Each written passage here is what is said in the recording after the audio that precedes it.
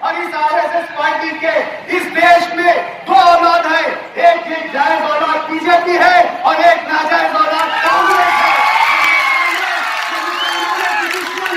اس RSS کے نظریے پہ چلنے والی یہ کانگریس آج چھپا ہوا RSS کا ایجنڈا لے کر اس ملک میں چل رہی ہے۔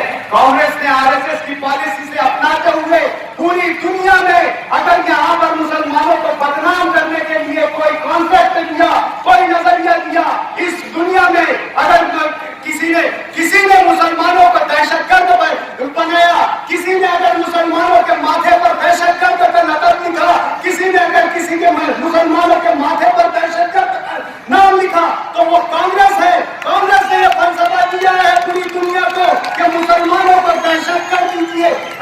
کانگریس کی اس بات کو پوری دنیا نے اپنایا اور آج نام و نہاد مسلمانوں کو دہشت گرد پوری دنیا میں بابری مسجد کے فساد کے بعد جس طریقے سے مسلمانوں کو دہشت گرد کا لقب دیا گیا ہے، یہ کانگریس کی آج دین ہے۔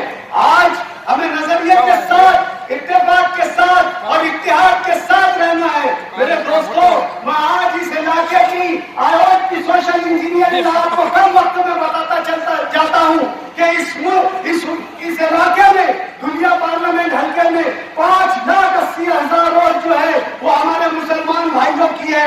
2.5 لاکھ ووٹ جو ہے ہمارے دلت بھائیوں اور دھنگر سماج کے لوگوں کی ووٹ ہے، اور آج یہ سماج پوری طریقے سے متحد ہے۔ صرف متحد آپ لوگوں کو ہونا ہے۔ میں آپ لوگوں سے ایک چیلنج کے طور پر اور ایک وعدے کے طور پر ایک بات صرف آپ سے کہنا چاہتا ہوں کہ اس